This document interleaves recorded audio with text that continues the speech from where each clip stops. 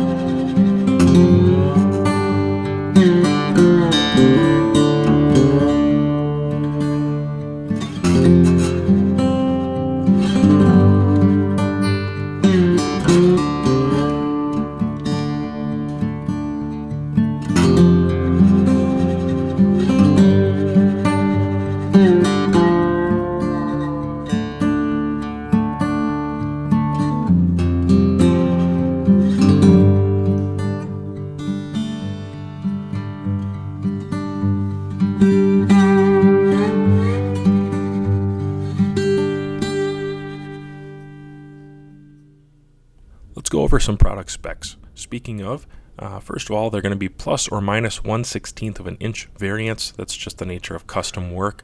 The overall length is going to be about 4.75 inches. The blade length is going to be 2 inches. Thickness is 0.125 inches. The steel choice is 1095 high carbon in my model. This particular production is going to have a true zero Scandi grind, guys, and I checked it out. There's no secondary bevel. It's a nice high grind. I like it a lot. The finish is called rock tumbled acid wash. Looks really good with that logo. Handles are desert ironwood, and the sheath is a Bear Forest Kydex sheath, and mine happens to be in Coyote. Now, I used to work a little bit with Kydex on my own in my own productions, and I can tell you his Kydex sheaths are way better than mine. They're really nice. The fit and finish is very high quality. This particular one comes with a neck lanyard, so you can wear it truly like a necker around your neck. Kind of cinches up and could do a couple cool things. I'll talk about my carry options later and how I chose to carry it. But as far as the sheath itself goes, it's a really high quality production. It's got the thumb ramp just as you would expect. Somehow he always finds a way to make these things work. And when I looked at this blade design, I thought, how is he going to make that thing fit nicely and come in and out? And you know, it's just the nature of Kydex. There's always a break-in period. But with that nice guard on there, it slips in and out really well. No rattle or anything like that. It doesn't fall out. I wouldn't be worried about that in the slightest. It's retained very nicely. Snaps in and out good. Now, this piece of wood right here is a piece of cherry. Normally, I would go for a less seasoned piece of wood, but I had forgot about this one. It was laying around for a long time. Grab this knife and this hard piece of cherry, and you know what? It's a really, really hard seasoned piece of cherry, guys. This blade right here, you know, in 1095 high carbon steel, I was a little concerned about any chips or anything like that, but you know, it's high carbon steel and it's 1095. And although Garrett does go a little harder on, I think his hardness with these, his tempering and all that, I think he goes a little bit harder than some others do. All that does is give it better edge retention, really. I didn't see any chipping at all. 1095 is a very tough steel, and there's a difference between hardness and toughness. I understand that, but just in my experience, very, very hard for 1095, and yet still very tough. No flaking, no chipping, even with this. And I keep checking the edge. I keep looking at it because I can hear it just crunching out really hard pieces of wood. But nothing, no problems with that edge at all. It did really nicely. In fact, the blade style, you might think it's odd to carve a spoon or do detail work with this because it's such a small knife, but overall, actually the sweep of that blade and the design is really nice. It was kind of intuitive because a lot of my carving knives, I do quite a bit of spoon carving in Swedish crafts. A lot of them are just like this, maybe a slightly bigger handle, but this is a necker. And that blade design with that sweep, the high Scandi grind, it allows you to get in really tight into little nooks and crannies like this and kind of do a slicing cut instead of just a push cut.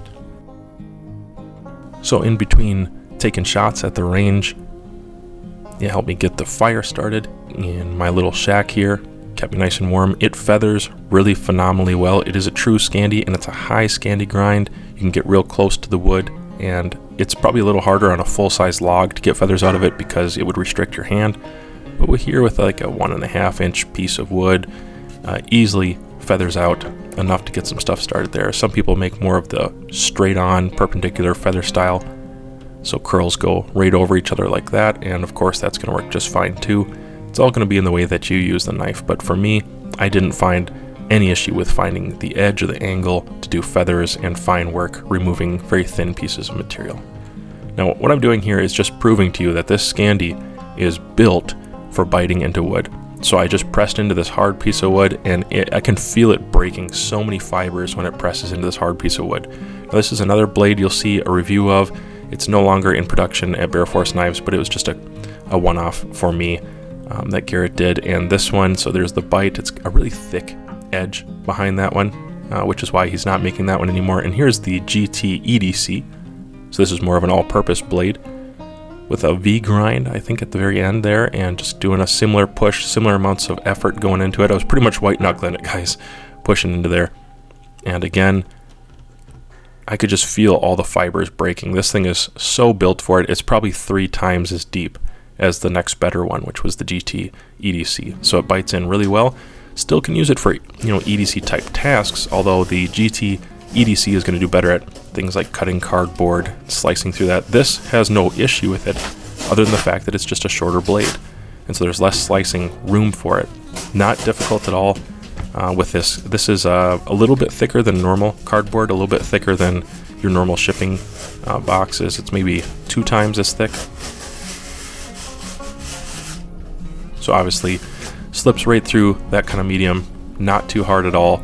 And I'd used the blade quite a bit up until this point, and so I was kind of checking to see if I would dull it out eventually here, and I think I did get one spot, maybe just one spot where I dulled it out a little bit, and that's not really a surprise. I mean, 1095, as good as it is, eventually all knives get dull, and so starting from razor sharp, and then running through a bunch of cardboard, and I cut some plastic with it, a lot of wood, various materials. Yep, eventually it's going to dull a little bit, so there's just one tiny spot. So here's one method. You could carry it, neck carry, of course. It's a necker, so hides pretty well underneath a sweater or a shirt, something like that.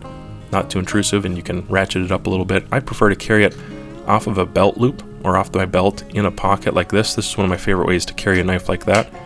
So you can have control because of that thumb ramp, or you can just grab onto it and kind of yank on it, and it will just come right out, slid right out. Very nice. My sheath is broken in, of course. Some people carry off the belt line like that with certain kinds of knives. This one, just the nature of it with the angled design, might be a little more tricky, but you definitely could do it for an EDC type blade in a pocket. If you're going to store it in a bag or in your coat pocket, obviously it's nice and small, very tight package, and it'll fit in there easily.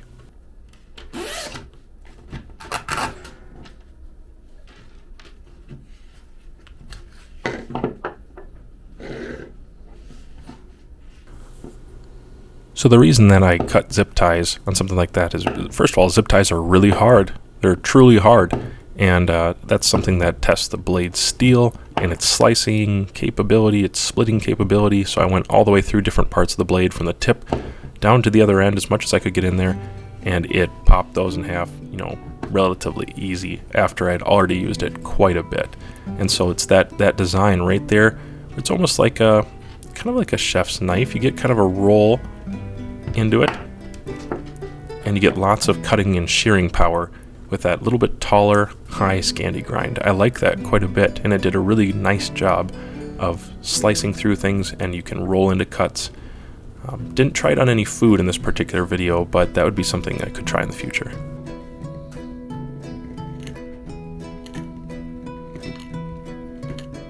One thing I appreciate is how even the grind was on this blade, on the both sides. With this being a Scandi, you know, it's a little trickier. You can get off balance a little bit, and it's more noticeable because it's a Scandi. And so when you look at it from the top angle down, sometimes blades, even production blades where you think that it should be an automated process, they're really unbalanced. But this one was ground really well. Nice, strong, durable tip, and somehow still pretty sharp. Does a bow drill divot just fine.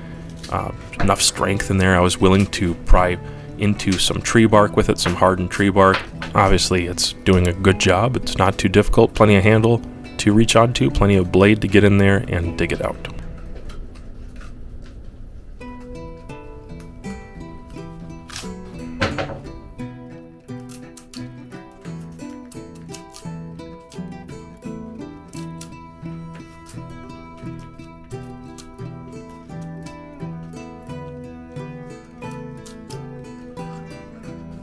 So it should be obvious, but it's a Scandi, it's a high Scandi grind, and it removes lots of material very easily. Now, what I'm showing you there is I don't have a spot for my pinky, which is okay. This is a necker. I don't expect it to be a 4-finger hold on that blade. You know, you give up a little bit there, but then you get it in the thickness and the contours of the handle. And so with those 3 fingers, I can do more than I can do with a lot of blades that have a true 4th finger position. Now, I have extra large size hands, and if you'll notice my middle finger here, I'm going to show you my middle finger kind of contours right where it should. 1st finger position, very comfortable. It's a nice rounded and kind of wide handle, barrel style, I guess you could call it, and I love it. I think it's fantastic. Very bushcrafty, very comfortable. No complaints at all, actually. I think it's absolutely perfect for this design. No, I'm not angry, and no, I didn't lose my mind. I was just curious what kind of penetration this could have if you had to puncture into something like maybe a can. This is a very unique shape and style of blade. When I first initially run into it on Instagram, I thought, man, that's different. The arc of the handle, the sweep of the blade, it looks cool. Wasn't exactly sure if it would fit in my XL size hands. And as soon as I got it in my hands, I realized that is a very, very good fitting knife. For some reason, it just works. And guys, I have an XL size hands. I can still get 3 fingers on it somehow, and it fills my hands. So that's pretty cool. One of the features that I think most of you will be very interested to know that this is a custom USA produced knife. You're supporting a USA manufacturer, a custom maker, a knife maker right here. More tax dollars into our own economy, and you're supporting local rather than overseas, and a lot of us, that's a big deal. And so I just want to throw that out there, USA made. Now again, going back to ergonomics, I just want to show you a little bit more of just different grips, different ways you might hold it for trying different things. And again, with big hands or smaller hands, looks like it works really well. So because of the rise of the handle, it's kind of natural for you to put your thumb right on the spine like that. So if you're bearing in and pressing pretty hard, that's going to be really natural hold right there. Very comfortable. No sharp edges on this thing except for the spine where it ought to be and the edge where it ought to be. If I can just show you here, it's even got a rounded spine on the blade contouring with the handles. I think that's so nice, just ergonomically. Nothing inappropriate here, guys. And you know I'm kind of a stickler. I'm a little annoyed by some custom operations that charge a lot of money, but they just don't round out the features on a bushcraft style knife or a Scandi knife especially, where it's going to be working with wood and you don't want hot spots. And so sharp edges create hot spots generally. Too many finger grooves, they create hot spots. And so when I look at this, I just see everything that melds together really nice. The brass pins, the tang, the actual steel itself, it's like rounded and polished right in there with the desert ironwood scales. And so it looks very nice. The barrel as well, the barrel is smooth, no sharp edges anywhere there. He definitely takes his time, guys.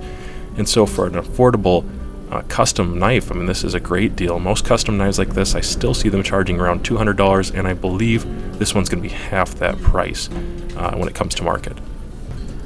So normally I'd have a lot more outdoor content, obviously, but if you can hear in the background of this video, it was incredibly windy. It was so almost dangerous. I wasn't sure the shack I was in was going to hold up to this wind, but I really enjoyed it. It was actually nice to sit inside with a warm stove and just enjoy the sound of the wind, as long as the building didn't come down, and use this little knife. Very enjoyable. Great job to Garrett over there at Bear Forest Knives. Well, I really enjoyed using this blade, but I have more. In fact, at the very top you see the GT EDC. Those are in stock on the website right now, and there's no promises how long these last. Typically they sell out pretty fast.